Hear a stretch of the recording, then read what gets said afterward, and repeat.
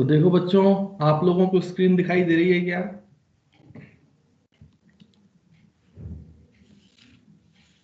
Yes बताइए। हाँ ठीक है। तो बच्चों, स्प्रिंग पोटेंशियल एनर्जी हम पिछले लेक्चर में बात कर चुके थे, है ना।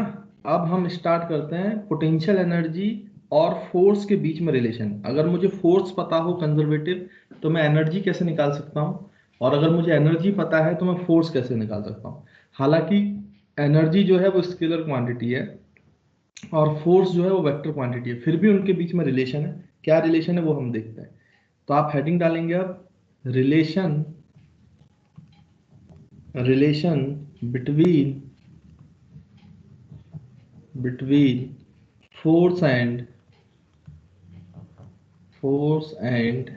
Potential energy.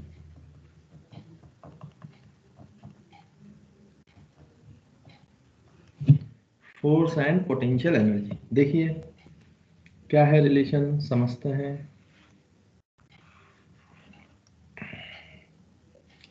तो आप जानते हो कि हमारा एक रिलेशन जो हमने पोटेंशियल एनर्जी डिफाइन किया था बच्चों, तो potential energy difference is minus delta U is equals to work done by conservative, या delta U is equals to minus times work done by conservative, जैसा भी लिखना चाहो। Delta U is equals to work done by conservative, this is the definition of potential energy difference. याद है? तो इसी के लिए इससे ही हम क्या करेंगे कि कंजर्वेटिव फोर्स और पोटेंशियल एनर्जी में रिलेशन निकालेंगे, है ना। अच्छा, work done by conservative force, अगर वेरिएबल फोर्स है कंजर्वेटिव फोर्स, तो work done by conservative force आप क्या लिख सकते हो बच्चों? Force, conservative force vector dot dx, है ना। dx is the displacement in x axis. अगर ये 3 डायमेंशन में होता तो फिर हम इसको ds वेक्टर लिखते हैं, जिसमें dx आई कैप dy, अभी तो हम 1 डायमेंशनल मान के चल रहे हैं, तो ये लिख रहे हैं ना बच्चों। अब डेल्टा u को आप क्या लिख सकते हो? डेल्टा u को ऐसा लिख सकते हो ना बच्चों, इसको आप लिख सकते हो du integration du, u initial to u final. देखो, इंटीग्रेशन du करोगे तो u आएगा, तो u final minus u initial लिखोगे तो वो डेल्टा u कहलाएगा, है ना। तो मैं इसको इंटीग्रेशन के फॉर्म में लिख रहा हूँ, माइनस du, तो इसको भी इंटीग्रल f डॉट dx आप लिख सकते हो, है ना बच्चों। और अगर यहाँ पे आप ध्यान से दें, क्योंकि ये फोर्स भी x डायरेक्शन में और ये भी x डायरेक्शन में, तो f dx भी लिखा जा सकता है। तो आप इसको लिख सकते हो du integration is equals to minus integral f dx। तो आप ध्यान से देखें तो दोनों साइड से इंटीग्रेशन रिमूव कर दें, तो आपको इसमें पोटेंशियल एनर्जी और फोर्स में रिलेशन मिल जाएगा। तो दोनों साइड से मैं क्या करता हूँ, यहाँ पे इंटीग्रेशन रिमूव कर देता हूं, तो ये बचेगा small change in potential energy is equals to minus F D X. तो देखो बच्चों, फोर्स की जो वैल्यू आई वो आई, force can be written as, क्योंकि ये 1 डायमेंशन में है तो एक्स एक्सिस में है तो आई कैप लिख लेंगे, अगर वेक्टर हमें दिखाना है तो minus D U by D x. यानी पोटेंशियल एनर्जी का आप डिफरेंशिएशन करो तो आपको क्या मिल जाएगा बच्चों? फोर्स वेक्टर मिल जाएगा। ये तब है जब आपका जो फोर्स है वो 1 डायमेंशनल फोर्स है, 1 डायमेंशनल फोर्स। लेकिन मान लो कि 3 डायमेंशन में dx भी है, dy भी है और dz भी है, तो फिर इसी रिलेशन को फॉर थ्री डायमेंशनल फोर्स आप इस इक्वेशन को ऐसे मॉडिफाई कर सकते हो। इसको इस तरीके से लिखा जाता है, जो आपका फोर्स वेक्टर है वो लिखा जाएगा माइनस, बच्चों पार्शियल डिफरेंशिएशन होता है फिर, del you by del x I cap plus del you by del Z del you by del Y, है ना, J cap plus del you by del Z के कैप। तो अगर 3 डायमेंशनल फोर्स है और पोटेंशियल एनर्जी आपको दिया गया है एक्स वाई जेड का फंक्शन, तो उसका आप पार्शियल डिफरेंशिएशन करें, एक बार एक्स के रेस्पेक्ट में करें, एक बार वाई के रेस्पेक्ट में करें, एक बार जेड के रेस्पेक्ट में करें। जब एक्स के रेस्पेक्ट में करें तो उसके सामने आई कैप लगाएं, वाई के रेस्पेक्ट में करें तो उसके सामने जे लगाएं, और जेड के रेस्पेक्ट में करें तो उसके सामने के लगाएं, और होल ब्रैकेट के सामने माइनस साइन। तो this is force vector in 3 dimensional space, and this is force equation in 1 dimensional space. तो अगर एक ही डायरेक्शन में है, एक ही लाइन में, एक ही एक्सिस में है, तो D U by D x करें सिंपली, नहीं तो ये वाला करें, है ना बच्चों। तो अगर आपको पोटेंशियल एनर्जी दी हुई है तो आप इस तरीके से क्या निकाल सकते हो, बच्चों आप फोर्स निकाल सकते हो, और अगर आपको फोर्स दिया है तो ये जो रिलेशन है इंटीग्रेशन करके आप पोटेंशियल एनर्जी में चेंज निकाल सकते हो ना। तो दोनों आप काम कर सकते हो, फोर्स दिया है तो पोटेंशियल एनर्जी भी निकाल सकते हो ये वाला रिलेशन यूज करके, और अगर आपको पोटेंशियल एनर्जी है तो फोर्स निकाल सकते हो ये रिलेशन यूज करके। अगर वन डायमेंशन है तो ये रिलेशन यूज करो, और थ्री डायमेंशन है तो ये रिलेशन यूज करो। तो आई होप आपको relation between force and potential energy समझ में आ गया होगा। फोर्स दिया जाएगा तो पोटेंशियल एनर्जी के लिए कौन सा फॉर्मूला लगाना है ये भी समझ में आया होगा, और अगर पोटेंशियल एनर्जी दी जाएगी तो फोर्स कैसे निकालना है ये भी समझ में आएगा। अब हम इस पे बेस्ड कुछ क्वेश्चंस करते हैं तो और क्लैरिटी के साथ आपको समझ में आ जाएगा कि कौन सा फॉर्मूला कब यूज करना चाहिए। बोलिए बच्चों, इसमें कोई समस्या? No doubt sir. आगे बढ़े, क्लियर कर दूं बेटा? लिख लिया सभी ने? Yes, sir. चलिए ठीक है। तो देखो भाई,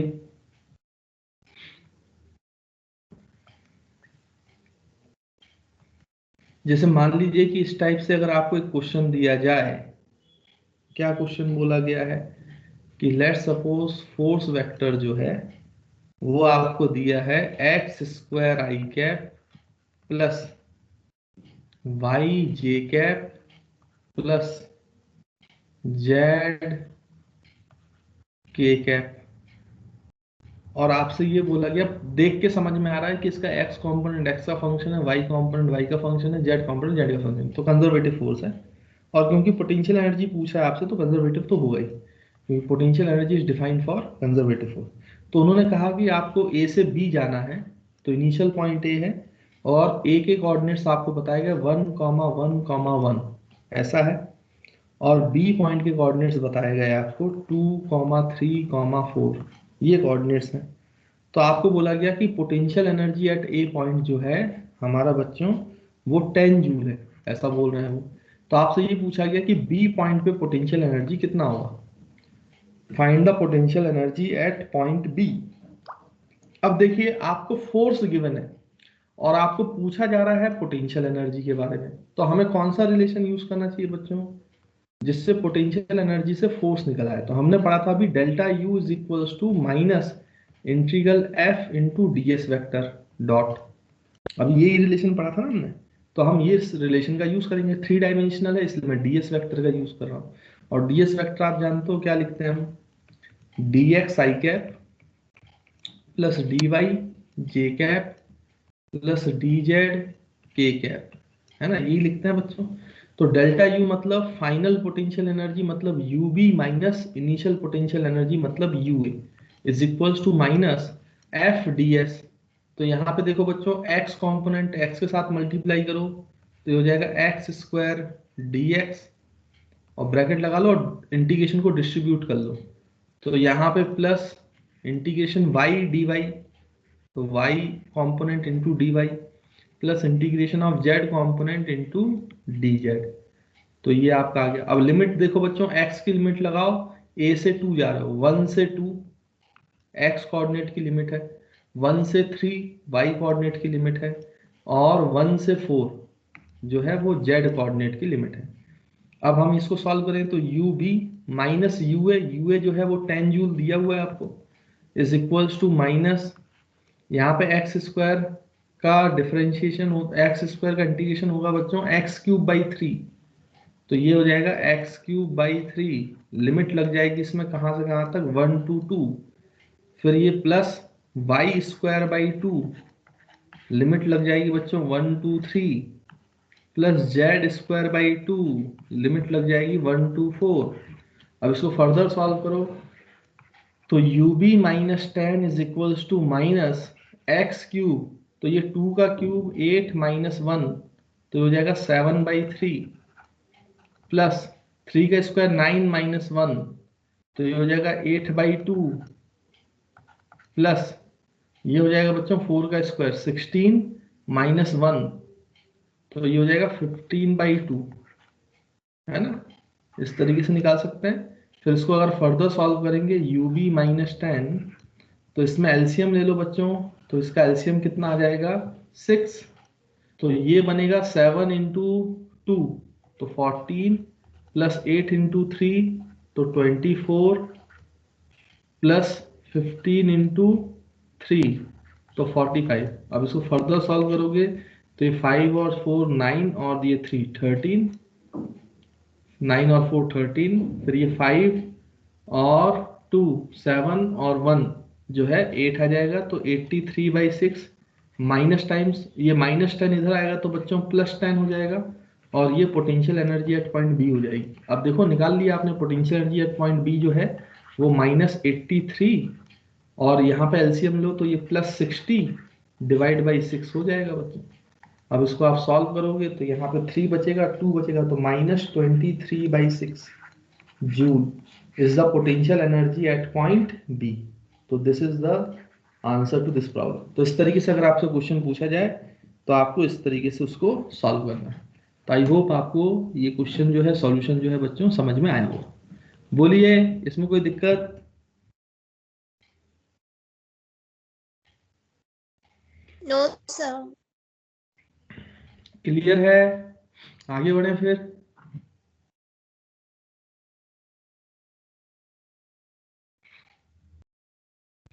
यस बोलिए सर। बच्चों। ठीक है, तो मैं इसको क्लियर कर रहा हूं बच्चों।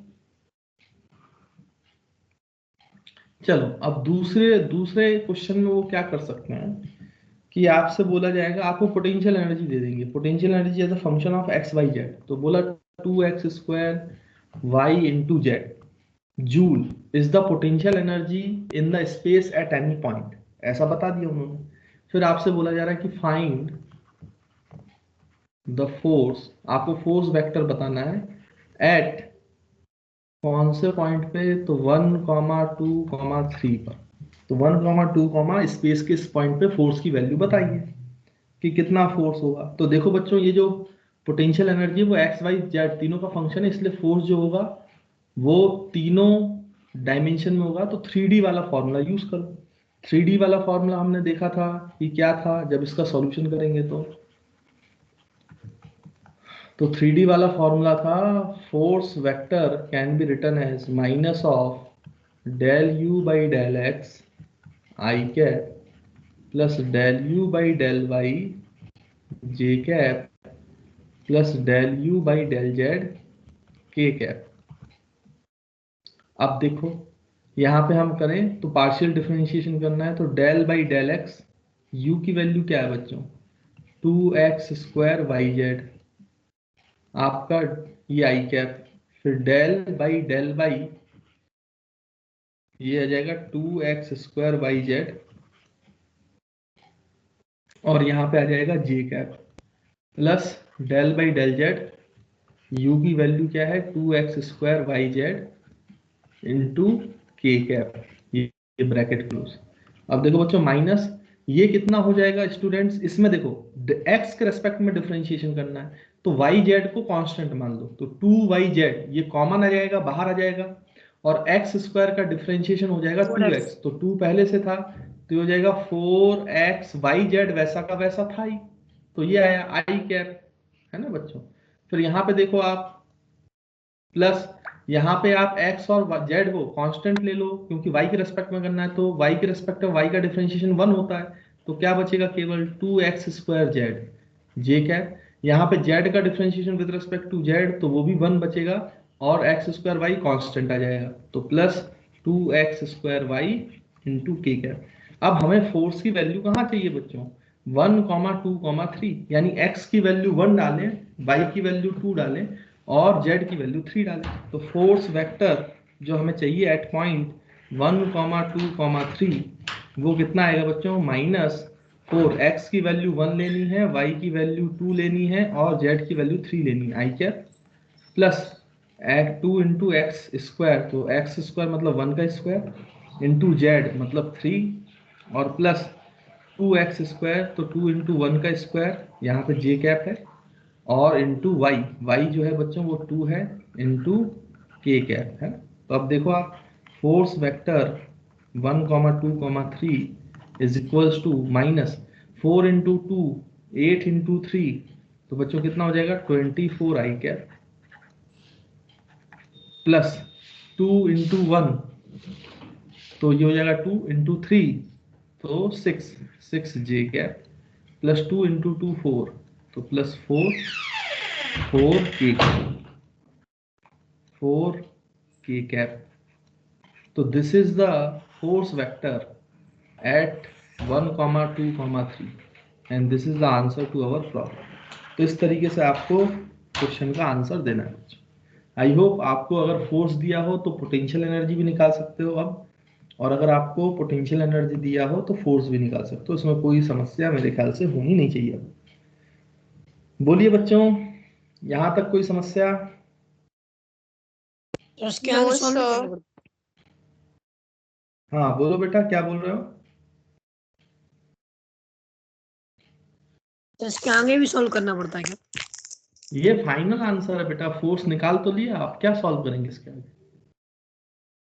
और क्या सॉल्व करोगे? माइनस का मल्टीप्लाई कर दो, तो कॉमन रहने दो ना उसको, क्या दिक्कत है? बोलिए। Okay sir. चलिए, तो बच्चों लिख लिया है तो मैं डिलीट करूं, क्लियर कर दूं ड्राइंग?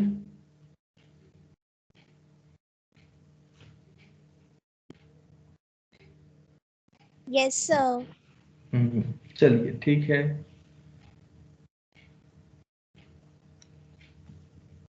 अब देखिए, अब जो नेक्स्ट चीज है उसको हम बोलते हैं इक्विलिब्रियम। तो बेसिकली बच्चों, इक्विलिब्रियम का मतलब होता है कि नेट फोर्स हो किसी भी पार्टिकल पे वो जीरो होना चाहिए। तो नेट फोर्स जीरो होता है, लेकिन पोटेंशियल एनर्जी के रेस्पेक्ट में तीन तरीके की इक्विलिब्रियम्स होते हैं। तो तीन टाइप्स के इक्विलिब्रियम पढ़ना है, इसको समझते हैं हम। जैसे मान लीजिए कि इस तरीके से आपका एक ऐसे इस तरीके से एक सरफेस है, मान लो आप। अब आप सोचो कि यहाँ पे एक पार्टिकल रख दो, आप एक बॉल रख दो, बॉल रख दो बच्चों। अगर इस बॉल को यहाँ पे रख दिया है बिल्कुल, तो ये बॉल कहीं मूव नहीं कर रही है। इसका मतलब नीचे की तरफ कौन सा फोर्स लग रहा है बच्चों? mg force. और ऊपर की तरफ लग रहा है नॉर्मल रिएक्शन। तो इस नॉर्मल रिएक्शन ने इस mg को बैलेंस कर दिया, तो कोई भी और फोर्स नहीं है, तो यहाँ पे नेट फोर्स जीरो है। तो हम बोलेंगे कि ये जो पॉइंट है जहां पे बॉल रखा है, ये इक्विलिब्रियम का पॉइंट है। लेकिन ये किस टाइप का इक्विलिब्रियम है, उसको कैसे चेक किया जाता है? तो कभी भी इक्विलिब्रियम वाला पॉइंट मिले, आप उस पार्टिकल को थोड़ा सा डिस्प्लेस करके देखो, आइदर दिस साइड और आइदर दिस साइड, और ये चेक करो कि ये वापस अपने पॉइंट पे आता है कि नहीं। तो आप खुद सोचो, जब इस बॉल को आप इधर डिस्प्लेस करोगे या इस साइड डिस्प्लेस करोगे, तो ये बॉल तो अपनी पोजीशन से दूर चली जाएगी, ये इक्विलिब्रियम पोजीशन पे वापस नहीं आएगी, ये उससे दूर चली जाएगी। देखो ये समझ में आ रहा होगा। तो अगर वो मूव कर जाए away from the equilibrium position, तो हम बोलेंगे ये जो इक्विलिब्रियम है ये अनस्टेबल इक्विलिब्रियम। इस टाइप के इक्विलिब्रियम को क्या बोला जाता है बच्चों? Unstable equilibrium. तो कभी भी इक्विलिब्रियम आए, अगर हमें चेक करना है कि वो स्टेबल है कि अनस्टेबल है, तो अनस्टेबल को चेक करने का तरीका है कि आप उसको थोड़ा सा डिस्प्लेस करो। अगर थोड़ा सा डिस्प्लेस करने पे पार्टिकल अपनी पोजीशन पे वापस नहीं आ पाए और अपनी पोजीशन से दूर चला जाए, तो हम बोलेंगे कि वो किस टाइप का इक्विलिब्रियम है बच्चों? Unstable. Unstable equilibrium, unstable equilibrium, है ना बच्चों? और फिर अगर एक पार्टिकल है जैसे यहाँ पे रखा है, तो इस पे भी नीचे mg फोर्स लग रहा है, ऊपर नॉर्मल लग रहा है, नॉर्मल जो है mg को बैलेंस कर रहा है, यहाँ भी इक्विलिब्रियम है। लेकिन स्टेबल है कि अनस्टेबल, तो इसको फिर से थोड़ा डिस्प्लेस करके देखो। अगर आप इसको पार्टिकल को डिस्प्लेस करोगे किसी भी साइड, तो देखो ये वापिस आ जाएगा, वापिस आ जाएगा, वापिस अपनी इक्विलिब्रियम पोजीशन पे आ जाएगा। तो अगर ऐसा हो रहा है कि अपनी इक्विलिब्रियम पोजीशन को वापस गेन कर लेता है, तो इस इक्विलिब्रियम को बोलते हैं हम स्टेबल इक्विलिब्रियम। इस टाइप के इक्विलिब्रियम को बोला जाता है स्टेबल इक्विलिब्रियम। और अगर आपका पार्टिकल यहां रखा है बच्चों फ्लैट सरफेस पे, तो नीचे mg लग रहा है, ऊपर नॉर्मल लग रहा है, तो यहाँ पे भी नेट फोर्स जीरो है, मतलब ये भी इक्विलिब्रियम है। अब आप ध्यान से देखो, जब आप इसको डिस्प्लेस करोगे, तो ना तो ये आगे जाएगा ना पीछे आएगा, जहां पे आपने इसको डिस्प्लेस किया वहीं रुक जाएगा। तो ना तो ये स्टेबल इक्विलिब्रियम पे वापस आ रहा है ना आगे जा रहा है। तो ये किस टाइप का इक्विलिब्रियम होगा? ये दूसरे टाइप का इक्विलिब्रियम।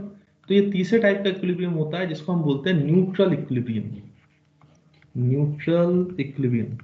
तो आई होप आपको टाइप्स ऑफ इक्विलिब्रियम बच्चों क्लियर होंगे। तो हमारे पास इक्विलिब्रियम का मतलब ये होता है कि नेट फोर्स किसी भी पार्टिकल पे जीरो हो, तो वो पार्टिकल इक्विलिब्रियम में कहलाएगा।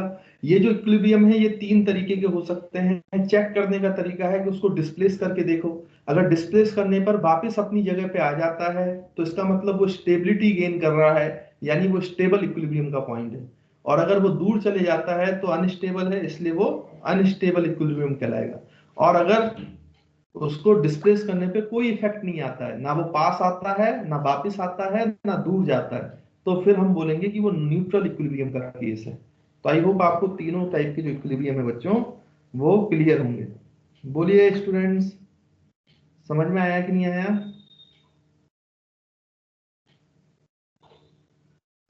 Yes, sir. चलो ठीक है, तो फिर और देखें आगे, मैं आपको और चीजें बताता हूं कि अगर यहाँ पे एक चीज और आपको समझनी चाहिए, वो क्या है, ये जो स्टेबल इक्विलिब्रियम का पॉइंट है, अगर आप ध्यान से देखो तो ये इस यहाँ पे पोटेंशियल एनर्जी बच्चों मैक्सिमम है। अगर आप देखो तो इस तरीके से भी आप पहचान सकते हो, जहां पे आपका स्टेबल इक्विलिब्रियम होता है वहां पे जो पोटेंशियल एनर्जी होती है बच्चों, पोटेंशियल एनर्जी वो मैक्सिमम होती है। पोटेंशियल एनर्जी जो है वो कैसी होती है बच्चों? मैक्सिमम। क्योंकि देखो ये टॉप मोस्ट पॉइंट पे है ना, तभी तो नीचे आ जाएगा, दूर चला जाएगा, अपने वापस पॉइंट पे नहीं आ रहा, मतलब यहाँ पे पोटेंशियल एनर्जी कैसी होगी? मैक्सिमम। जब आपका पार्टिकल यहाँ पे था तो ये लोवेस्ट पोटेंशियल एनर्जी के पॉइंट पे है, तो यहाँ पे जो है आपकी पोटेंशियल एनर्जी मिनिमम होती है। यानी कि स्टेबल अनस्टेबल को चेक करने का एक और तरीका, कि जहां पे स्टेबल इक्विलिब्रियम है वहां पर आपका जो पोटेंशियल एनर्जी है पार्टिकल की वो मिनिमम होगी। मिनिमम पोटेंशियल एनर्जी पे पार्टिकल स्टेबल होता है, स्टेबल इक्विलिब्रियम को अचीव करता है। और जहां पे पोटेंशियल एनर्जी मैक्सिमम होगी वहां पे जो पार्टिकल है वो अनस्टेबल इक्विलिब्रियम को अचीव करता है।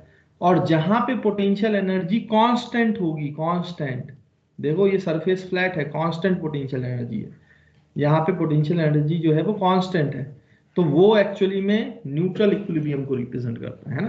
तो अगर मिनिमम पोटेंशियल एनर्जी है अपने आजू बाजू के रीजन से, लोकल पॉइंट से, तो हम बोलेंगे कि वो स्टेबल इक्विलिब्रियम का पॉइंट है।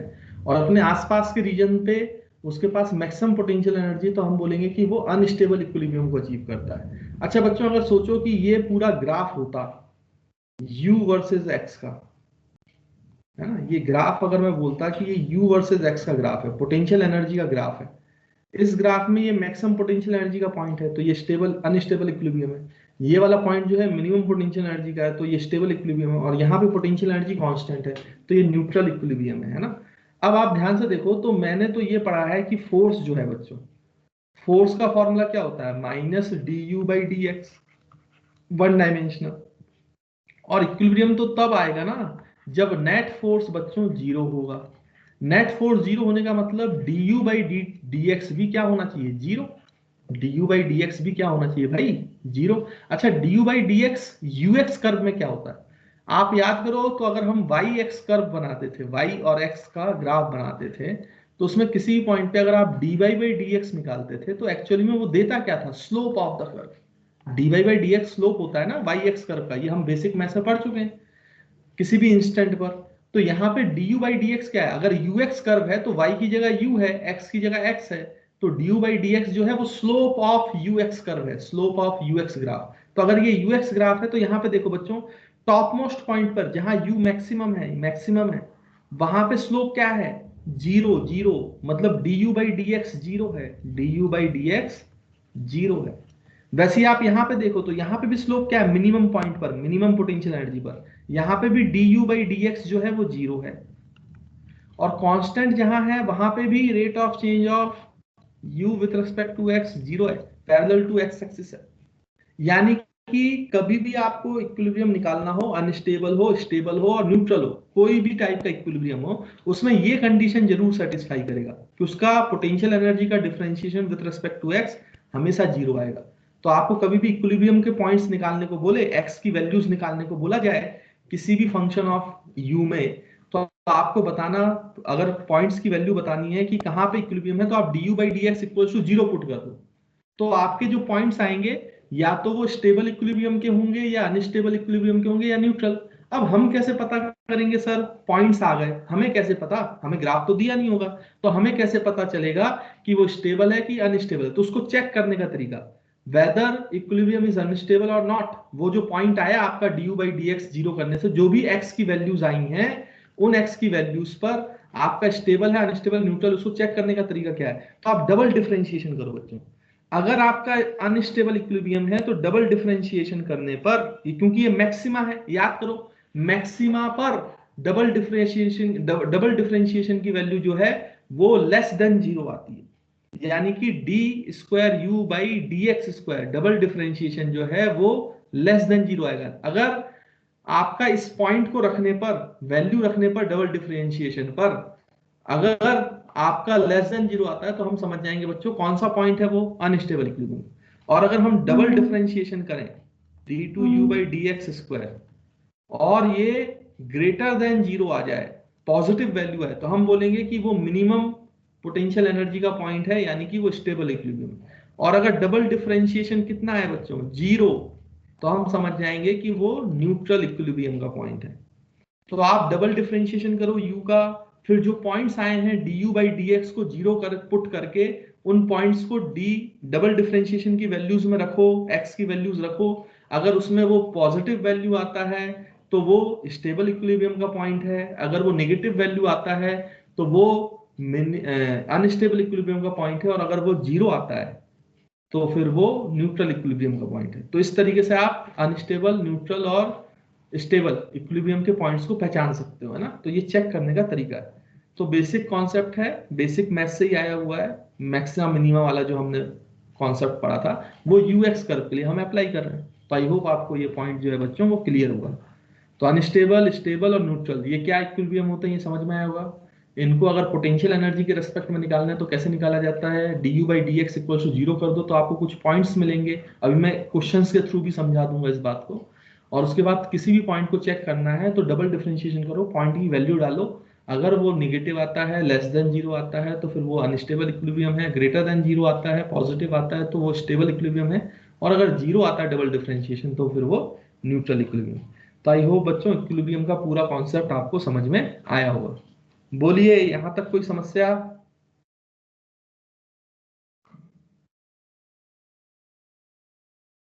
No sir. तो फिर आगे बढ़ें। Yes sir. तो बच्चों अगर आप लोगों ने लिख लिया है तो मैं क्लियर कर दूं ड्राइंग। Yes sir. चल ठीक है, तो देखिए,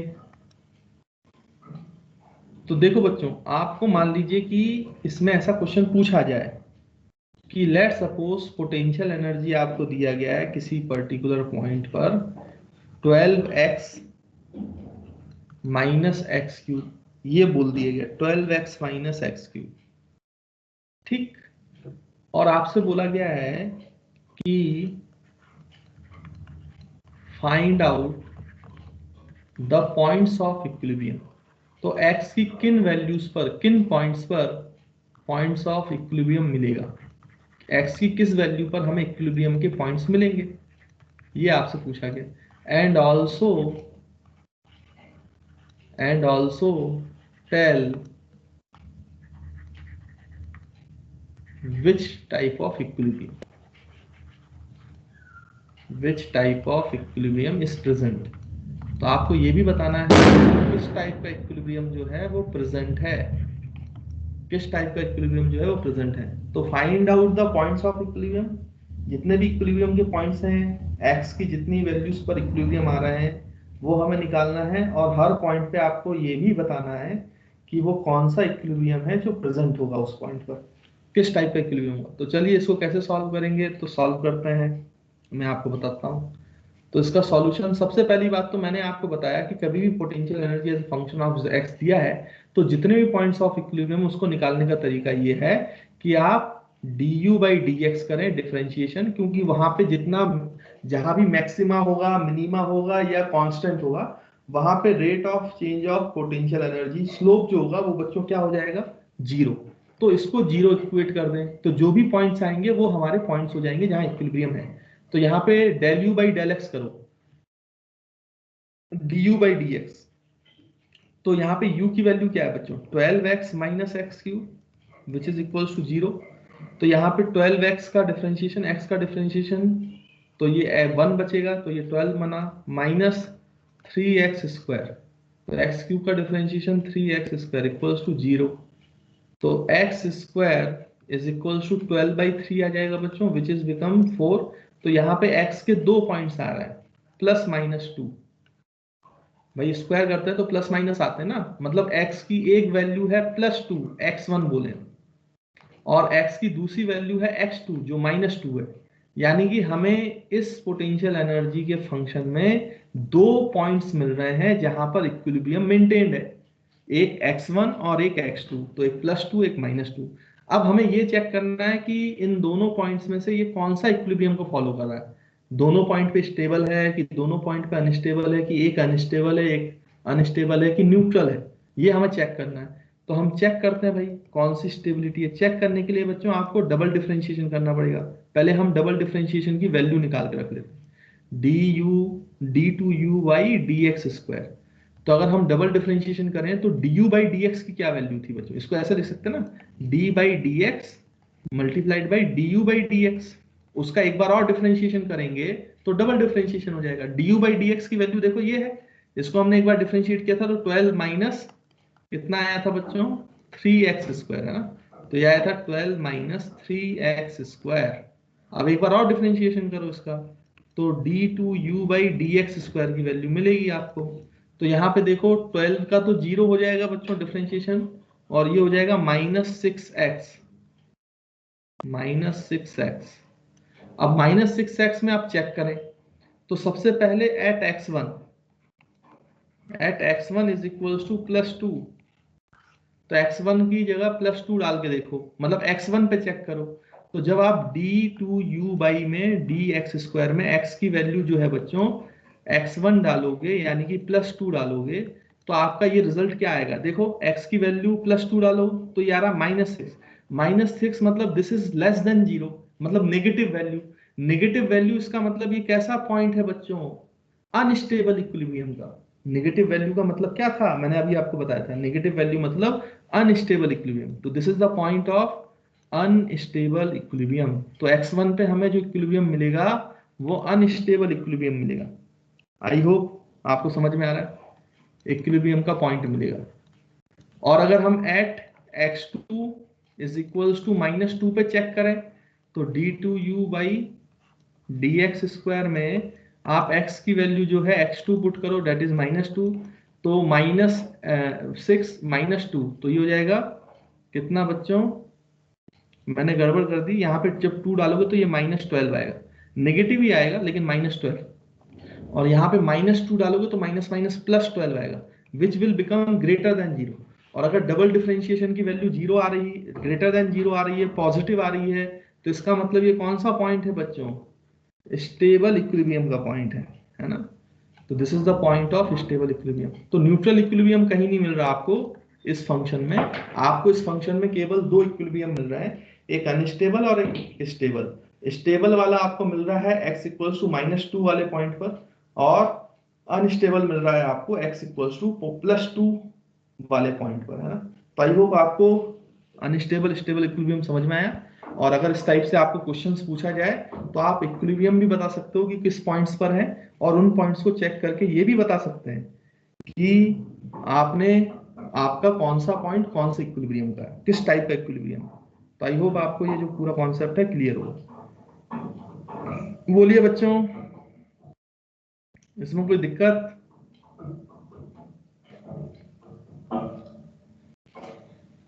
बताइए। Yes sir.